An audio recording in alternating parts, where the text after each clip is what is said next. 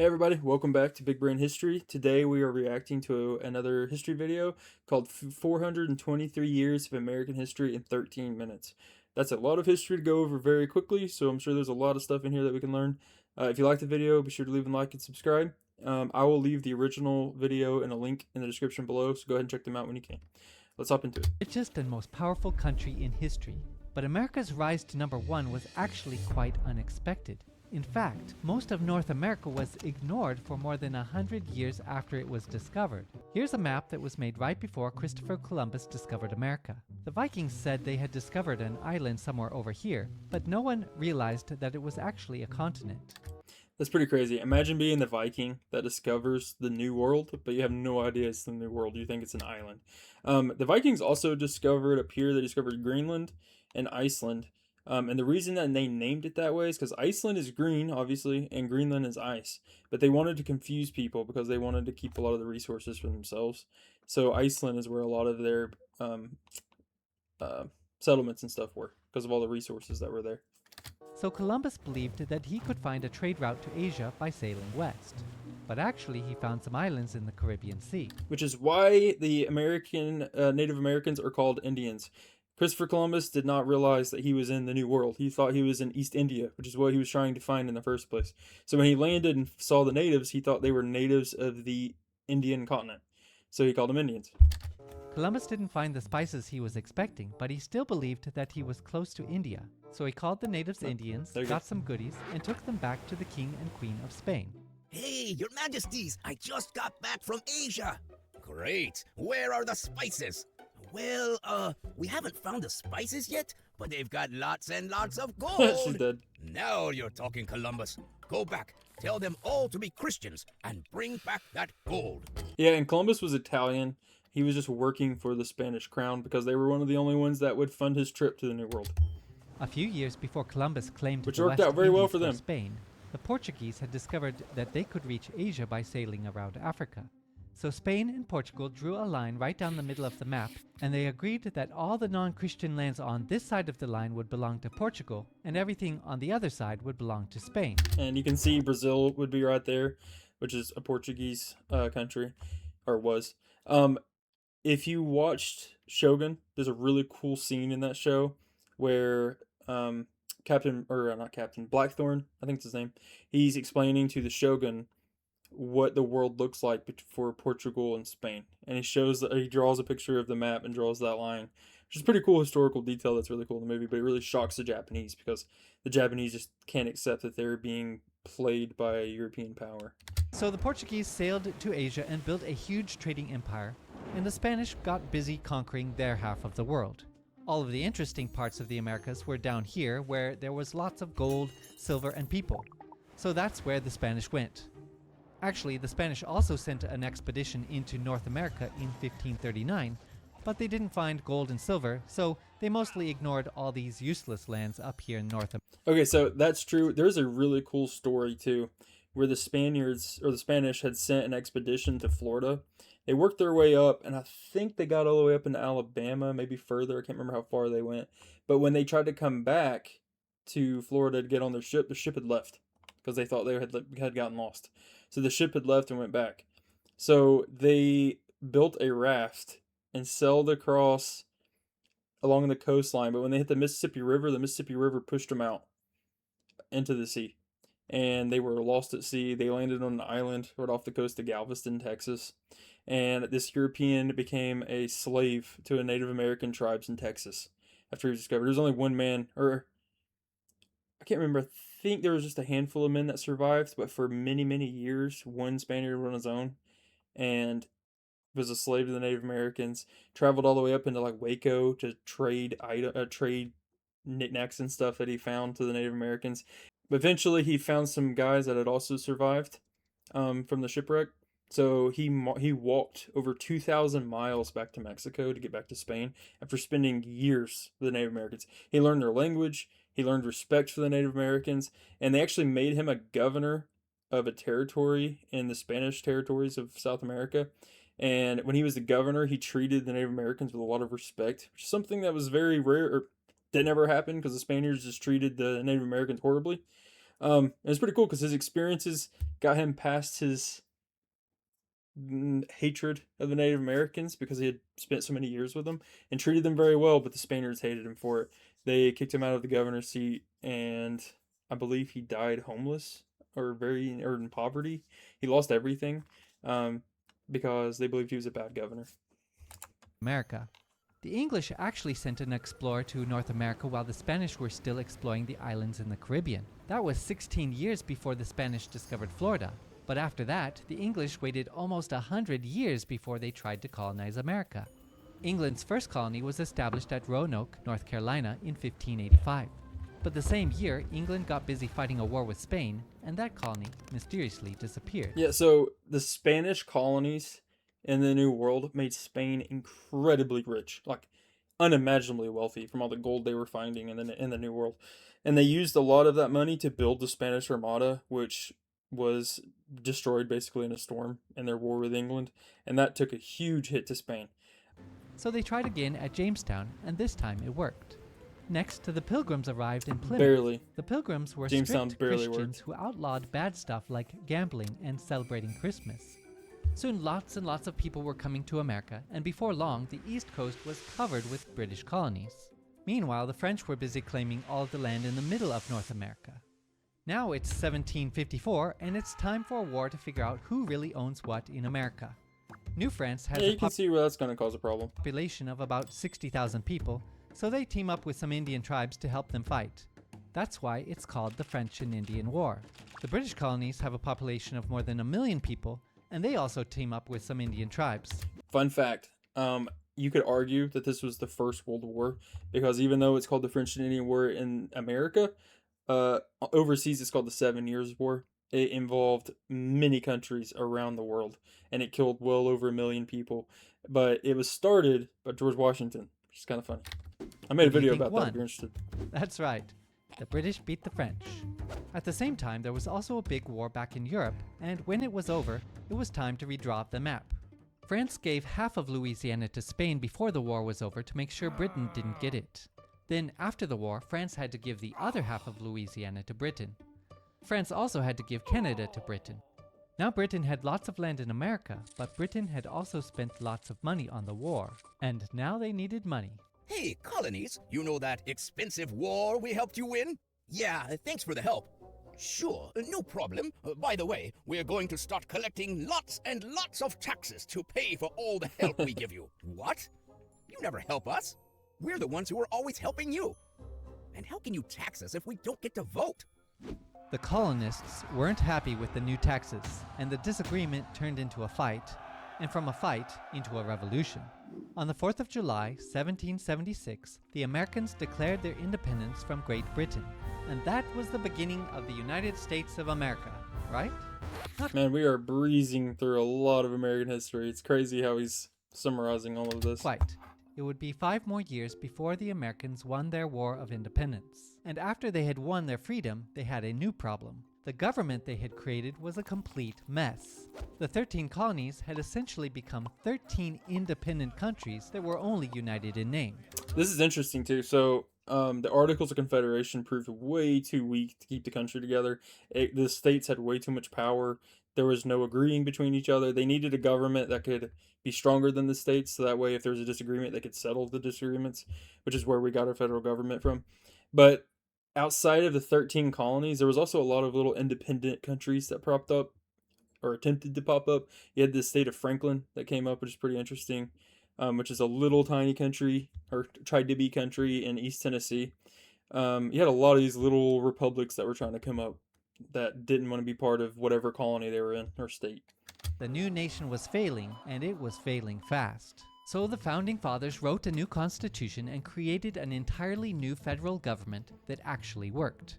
The new constitution became official when 9 states had ratified it, and in 1789, George Washington was elected the first president of the United States.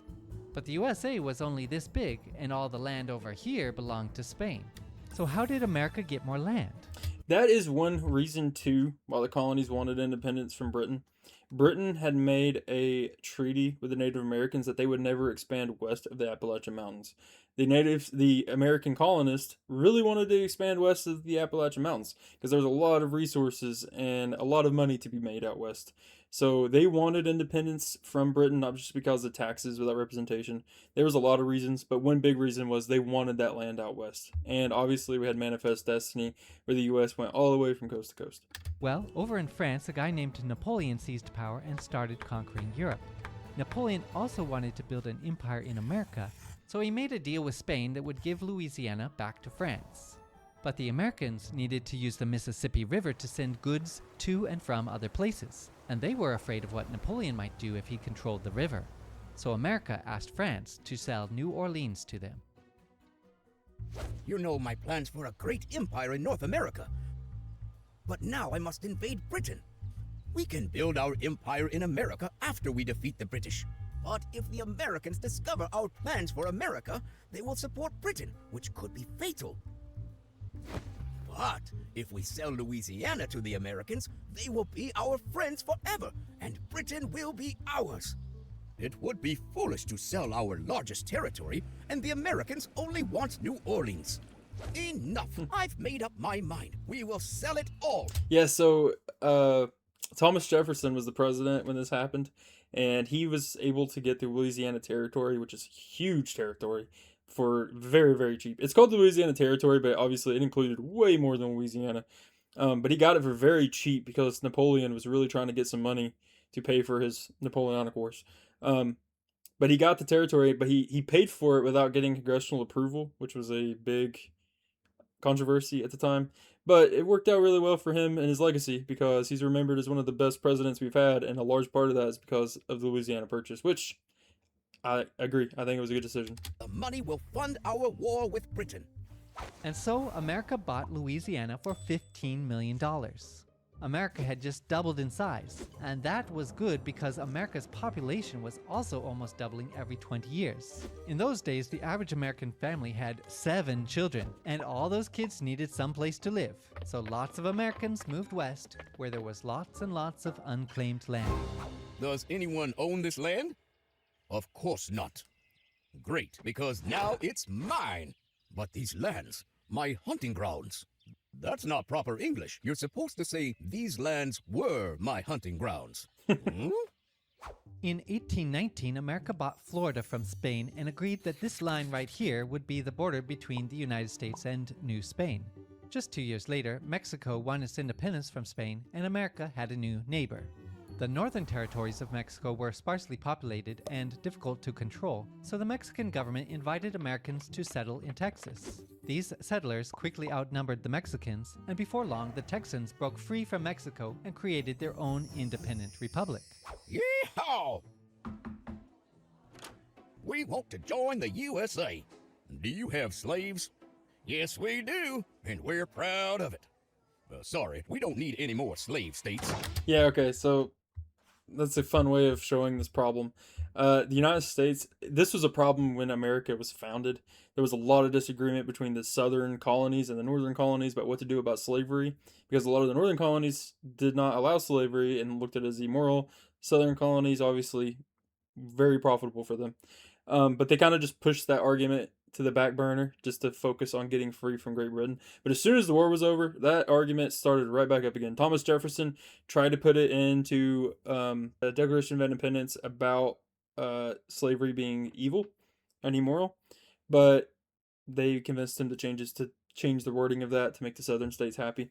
But after the war, they tried to come up with compromises to where only states south of this line, an imaginary line drawn across the country, would be slave states.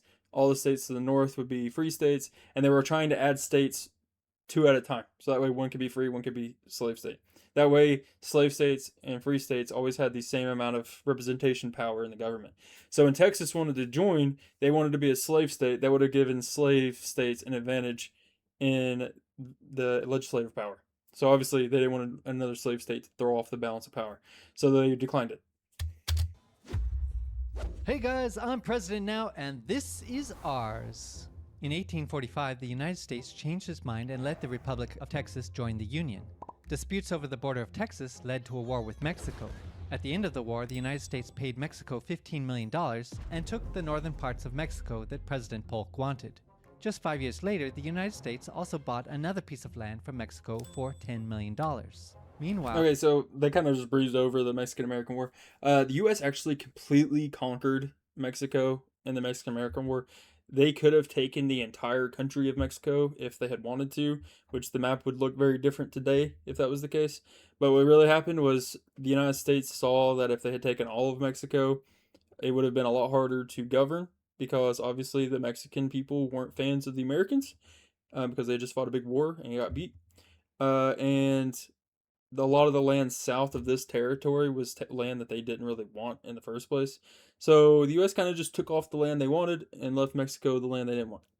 the British agreed to let the Americans have all of the Oregon Territory below this line, as long as the British could have everything above the line. And so, in just 50 years of great luck and one ugly war with Mexico, America now stretched from sea to sea. And now there was nowhere left to expand, unless... Hello, Uncle Sam. I found an island in the middle of the ocean. Can I claim it for the U.S.? We might need that for World War II. Does anyone live there? No, sir. Is it covered in bird droppings? Yes, sir. Congratulations, son. You're standing on U.S. soil. Actually, sir, I wouldn't call this soil. By the way, the Guano Island Act is still a law, so if you're tired of paying way too much for rent, go find yourself an island to occupy. Wow, everything is great. Right after the Americans got California, word spread that gold had been discovered, and lots of people rushed to California to help dig up the gold. Up in the Oregon Territory, there was lots of free farmland. America was thriving and there was peace on all sides. But there was a big problem on the inside, and that was the problem of slavery. In northern states, slavery was illegal, and many considered it to be a great evil that must be stopped. In the South, slavery was an important part of the economy. The Americans had been arguing about slavery for decades, but everything came to a head when Abraham Lincoln was elected president in 1860. Many people in the South believed that Lincoln would abolish slavery, so most of the slave states separated from the United States and made their own country. Yeah, so Lincoln's election was not what caused the Civil War. It was going to happen whether or not he was elected president. It had almost happened many times before he was elected president. Lincoln was elected and was the unlucky president that had to fix the problem of the Civil War. And he did a very great job of governing the United States through the war. And his ideas helped with the rebuilding process a lot. That led to a big civil war. Lots of people died. The North won, the slaves were freed, and the United States was united again. It hurts covering that war that quickly. That's just a disappointment. I'm sorry to hear about the assassination of President Lincoln. Yeah, another assassin tried to kill me on the same night, but I survived the stabbing. That's terrible. I mean, it's terrible that you were stabbed, but I'm glad that you survived. By the way, the Tsar wants America to have Alaska. How much? Interesting fact too. We almost had technically two presidents assassinated when Lincoln was assassinated, because originally Ulysses S. Grant was gonna be with Lincoln in the booth when he was killed, and the assassin was probably gonna kill him too. Obviously, Ulysses S. Grant was the leader of the Union troops during the Civil War, won the Civil War, so the South hated him. But his wife did not get along with Lincoln's wife and did not want to go attend the play with Mary Todd Lincoln. Mary Todd Lincoln was just a hard person to be around, and Grant's wife was not a fan of her. So Grant's wife convinced Grant to not go to the play, so they stayed home. But an assassin did look at Grant while he was going down a carriage ride down the street on their way back home, and the assassin did not kill him there. But if he had attended the play, it's an interesting an alternate history scenario. What would have happened if both Grant and Lincoln had been assassinated? How much can you pay for it? I think we could do 5 million, maybe 5.5 million, but not more. How about 7 million? Sure. Great. I have approval for 7 million. We can make the treaty tomorrow. Can we do it tonight? I should have asked for more money. Great. Now America has another huge chunk of land. Now it just needs a few tropical islands. Hey, look at that! Some American businessmen have taken control of the Hawaiian Islands, and they're asking the United States to annex them. But the President of the United States said no. He believed that America must be a just and law-abiding nation that never misuses its great power to take advantage of the weak. But others feared that if America didn't get involved in the affairs of Hawaii, another great power like Germany or Japan would come and take the islands and use them as a base to attack America in a future war. Should America mind its own business, or should it mind its own interests? That's kind of funny because the Hawaiian Islands did get us into a war, but in a different way. America's policy of staying out of other nations' conflicts was about to be tested because something was brewing in Cuba, and it wasn't coffee. Cuba was in the middle of a war for independence. Almost all of Spain's other colonies had already won their independence from Spain after the American and French revolutions. But Cuba, Puerto Rico, and the Philippines were still colonies of Spain. The Cuban War for Independence was constantly in American newspapers, and most Americans sympathized with the revolutionaries. In 1898, after an American warship sank in a mysterious explosion, the US told Spain to leave Cuba or else. Spain responded by declaring war on the United States.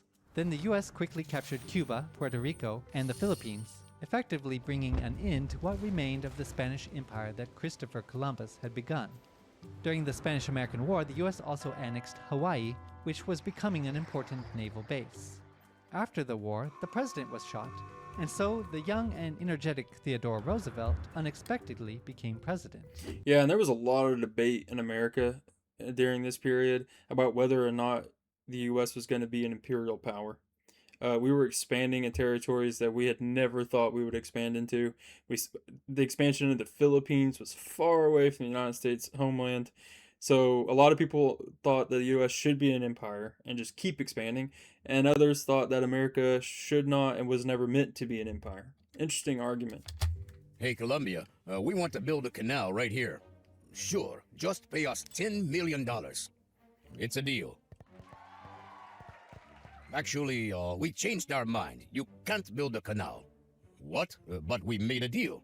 Sorry. Hey, Panama, welcome to the Club of Countries.